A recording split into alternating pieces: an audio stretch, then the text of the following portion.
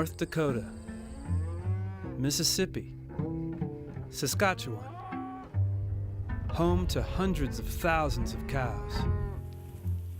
See, they're all looking at us now. They know there's somebody different. And a few bold ranchers who got the guts to change when nature forced their hand. When my wife and I went through the 4 years of crop failure, you know, I'm sure I was not a pleasant man to be around, in that it was extremely high stress. We got into financial problems and couldn't make payments, and the bank figured we should sell the land and keep doing what we were doing with the big machinery with less land while we dug a hole faster. But my wife and I will tell you, best thing that could have happened to us. Because what it was, it forced us to start looking at the soil.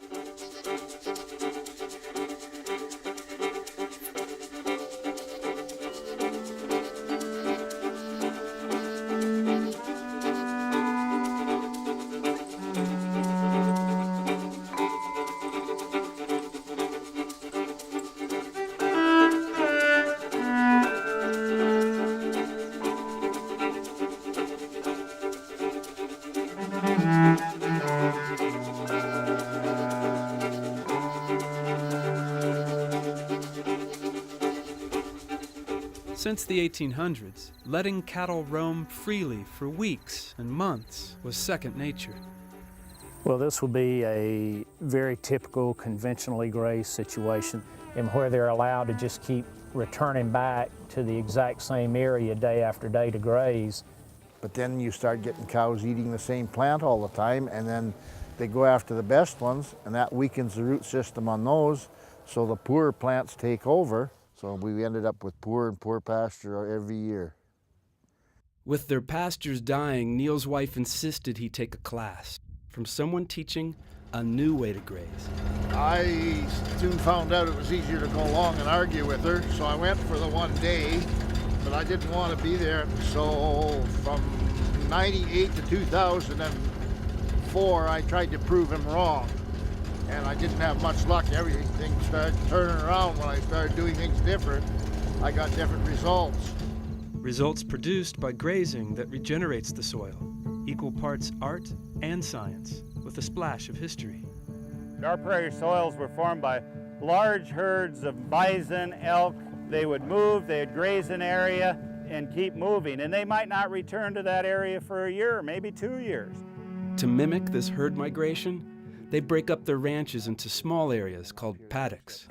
I'm going out to set up a temporary fence to make a small paddock of 1 acre or less.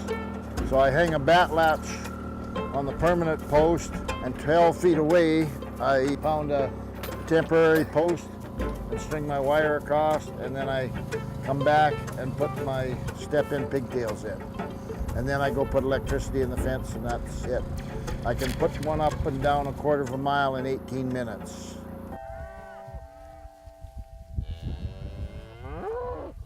I'll put anywhere from 800 to 1,000 head on an acre or half an acre.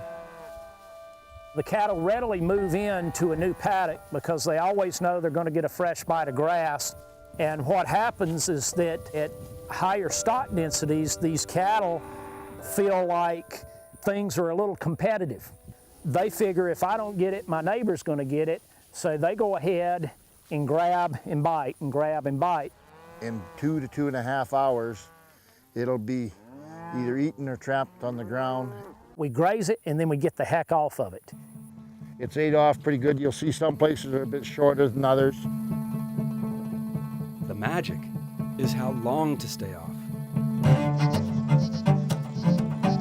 This is an 80-day recovery on this one right now. And that's where I think I need to be instead of anything less. For several decades, we sort of pushed monocultures in pastures. You know, plant just Bermuda grass or just fescue. Why? Because it was easy. You were managing for one species. You knew how to fertilize a monoculture. But when you manage a polyculture, a cocktail mix, then that's something that for today's generation is a little foreign. I'll take you down and show you that cocktail mix that I threw in so we get a picture of it before the cows eat it.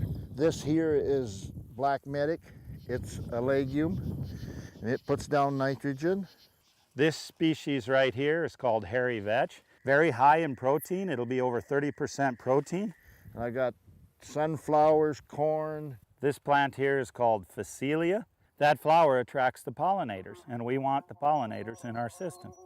In many areas of the U.S. and in many areas globally, we're seeing a dearth of pollinator insects. And we have found that if we provide the habitat for pollinators, they will return.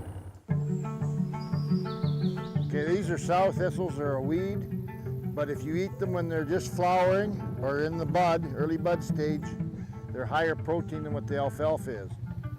My philosophy now is this: if livestock eat it and it provides nutrition to those livestock, it's not a weed, it's a forage. Some guys might get the spray can out. They want to spray every weed there is.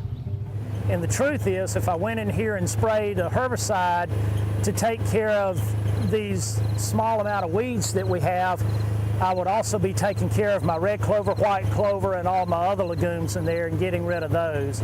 And we're saving money.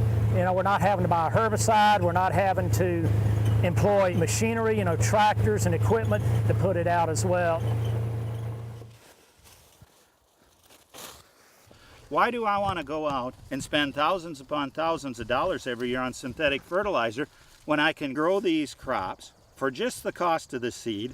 They'll make the nitrogen for me, and then my livestock will come around and eat these plants, convert it to dollars for me to sell. So I'm getting all my fertilizer basically for a profit because I'm making money off of these crops. These plants are just almost going nuts, so to speak, with photosynthetic activity once we take the cattle off. And that is allowing these plants, as they're rapidly regrowing, to capture carbon out of the air, and put it back into the soil. Because of overgrazing, overuse of chemicals, and erosion, the amount of carbon in our soils is dangerously low. I think our whole world revolves around the carbon in the soil because it's those carbon molecules that feed soil life. And it's those microorganisms that feed all the plants, that nourish all the animals, that feed civilization. Many have thought restoring large amounts of carbon to soil would take centuries. These folks only need a decade, and maybe less. Last month we did soil tests on our operation, and what we found is that we've over tripled the amount of organic matter, in other words, the amount of carbon stored in our soils. Carbon-rich soils soak up heavy rainfall. Carbon-depleted soils don't. When there was quite a bit of rain, the water would run down the hill and there would be water laying in the bottom of that slough. And now I get better water infiltration. That doesn't happen to me anymore. In 1993, we could only infiltrate 1/2 inch of rainfall per hour. Now we can infiltrate over 8 inches of rainfall per hour. Think of the ramifications of that. I tell people it's not how much moisture and rainfall you get, it's how much can your soils hold. Because carbon-rich soils hold on to water, they help the ranchers weather droughts. This was seeded 8 weeks ago, and it's only seen 38/100ths an inch of rainfall. Yet look how healthy it is. The way that we graze these cattle and run these cattle, and with the health of the soil and the health of the plants that they're feeding on, they stay healthy. They don't get sick, they don't need to be treated. I used to carry a crossbow, 3 big bottles of medicine for treating them. And now out of the 850 head here, I've only treated less than 20 this year. This particular farm here is about 1,000 acres in size. And in terms of day-to-day activity, building paddocks for the week, moving cattle, you're looking at the person that does that on a day-to-day basis. I've got more spare time on my hands and I know what to do with. I do a lot of thinking of how to do all these things easier. If I was to start this when I was your age, you know what would have happened? I would have had 15 kids by now because I spent so much time in the house. you know, this is always the best part of my day. I guess one of the reasons I'm content is because you clearly see they're content. You know, they're happy. We're still here after 10 or 15 years, and we wouldn't have been if we'd have kept doing what we were.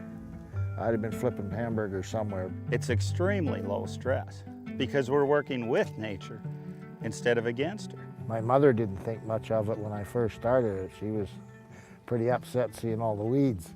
Now she's bragging to her friends about what I'm doing.